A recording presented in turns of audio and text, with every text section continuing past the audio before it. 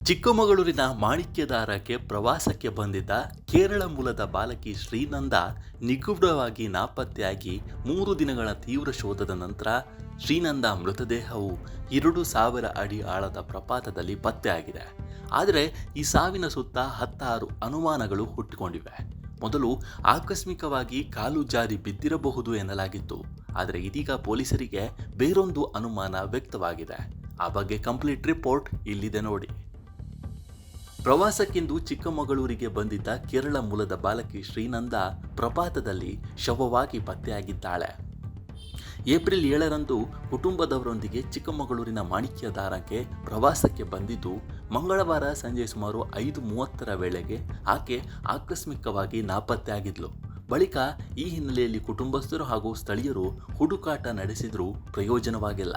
ಬಳಿಕ ಅರಣ್ಯ ಇಲಾಖೆ, ಪೊಲೀಸರು ಸೇರಿದಂತೆ ಇತರೆ ರಕ್ಷಣಾ ತಂಡಗಳು ಸತತ 3 ದಿನಗಳ ಕಾಲ ಕಾರ್ಯಾಚರಣೆ ನಡೆಸಿದ್ದು, ಅಂತಿಮವಾಗಿ ನಿನ್ನೆ ಶ್ರೀನಂದ 2000 ಅಡಿ ಆಳದ ಪ್ರಪಾತದಲ್ಲಿ ಶವವಾಗಿ ಪತ್ತೆಯಾಗಿದ್ದಾಳೆ.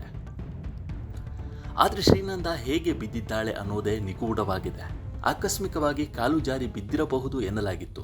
ಆದರೆ ಇದೀಗ ತಂದೆ ಪೊಲೀಸರ ಮುಂದೆ ಹೇಳಿರುವ ಅದೊಂದು ಹೇಳಿಕೆ ಶ್ರೀನಂದ ಸಾವಿನ ಬಗ್ಗೆ ಮತ್ತೊಂದು ಅನುಮಾನ ಮೂಡಿದ್ದು, ತಂದೆ ಬೈದಿದ್ದಕ್ಕೆ ಶ್ರೀನಂದ ಆತ್ಮಹತ್ಯೆ ಮಾಡಿಕೊಂಡಿರುವ ಶಂಕೆ ವ್ಯಕ್ತವಾಗಿದೆ.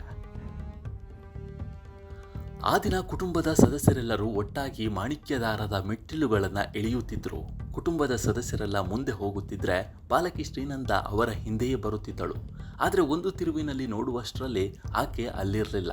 ಕ್ಷಣಾರ್ಧದಲ್ಲಿ ಬಾಲಕಿ ದಟ್ಟ ಕಾನನದ ನಡುವೆ ನಾಪತ್ತೆಯಾಗಿದ್ಲು. ಇದರಿಂದ ಆತಂಕಗೊಂಡ ಕುಟುಂಬಸ್ಥರು ಸುತ್ತಮುತ್ತ ಗಾಬರಿಯಿಂದ ಹುಡುಕಾಡಿದ್ರೂ ಆಕೆ ಯಾವುದೇ ಸುಳಿವು ಸಿಕ್ಕಿರಲಿಲ್ಲ. ಈಗ ಇರುವ ಅನುಮಾನ, ಬಾಲಕಿ ಕಾಡು ಪ್ರಾಣಿಗಳ ದಾಳಿಗೆ ಒಳಗಾಗಿದ್ಲೋ ಅಥವಾ ಆಕಸ್ಮಿಕವಾಗಿ ಕಂದಕ್ಕೆ ಬಿದ್ದಿದ್ದಾಳೋ ಅನ್ನುವ ಪ್ರಶ್ನೆ ಉದ್ಭವಿಸಿದ್ರು. ಆದರೆ ಇದೀಗ ತಂದೆ ಹೇಳಿಕೆ ಶ್ರೀನಂದ ಸಾವಿನ ಸುತ್ತ ಮತ್ತೊಂದು ಅನುಮಾನ ವ್ಯಕ್ತವಾಗಿದೆ. 3 ದಿನಗಳ ಕಾಲ ನಿರಂತರ ಶೋಧ ಕಾರ್ಯಾಚರಣೆ ನಡೆಸಿದ ಬಳಿಕ ಅರಿಶಿನಗುಪ್ಪೆ ಭಾಗದಿಂದ ಹೊರಟ ಶೋಧ ತಂಡಕ್ಕೆ ಸುಮಾರು 3-4 ಕಿಲೋಮೀಟರ್ ದೂರದಲ್ಲಿರುವ ಆಳವಾದ ಕಂದಕದ ಬಳಿ ಬಾಲಕಿಯ ಮೃತದೇಹ ಪತ್ತೆಯಾಗಿದೆ. ಈ ಪ್ರಪಾತ ಸುಮಾರು 2000 ಅಡಿ ಆಳವಿದೆ. ಅತ್ಯಂತ ದುರ್ಗಮ ಪ್ರದೇಶವಾಗಿರುವ ಕಾರಣ ಶವವನ್ನು ಹೊರತೆಗೆದು ಮೇಲೆ ಎತ್ತಿಕೊಂಡು ಬರುವ ಕಾರ್ಯವು ಸವಾಲಿನದ್ದಾಗಿತ್ತು. ಇನ್ನು ಶ್ರೀನಂದ ಮೃತದೇಹ ಪತ್ತೆಯಾದ ಬಳಿಕ ಕಾಲು ಜಾರಿ ಬಿದ್ದಿರಬಹುದು ಎನ್ನಲಾಗಿತ್ತು.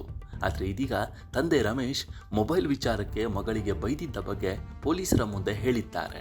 ಇದರಿಂದ ಶ್ರೀನಂದ ಮಾಣಿಕ್ಯಧಾರ ಪಾರ್ಕಿಂಗ್ ಸ್ಥಳದಿಂದ ಜಿಗಿದು ಆತ್ಮಹತ್ಯೆ ಮಾಡಿಕೊಂಡಿರುವ ಶಂಕೆ ವ್ಯಕ್ತವಾಗಿದೆ. ನಮ್ಮ ಈ ವಿಡಿಯೋ ನಿಮಗೆ ಇಷ್ಟ ಆಗಿದ್ದರೆ ಲೈಕ್ ಮಾಡಿ, ಶೇರ್ ಮಾಡಿ ಮತ್ತು ನಮ್ಮ ಚಾನಲನ್ನು ಈ ಕೂಡಲೇ ಸಬ್ಸ್ಕ್ರೈಬ್ ಮಾಡಿ.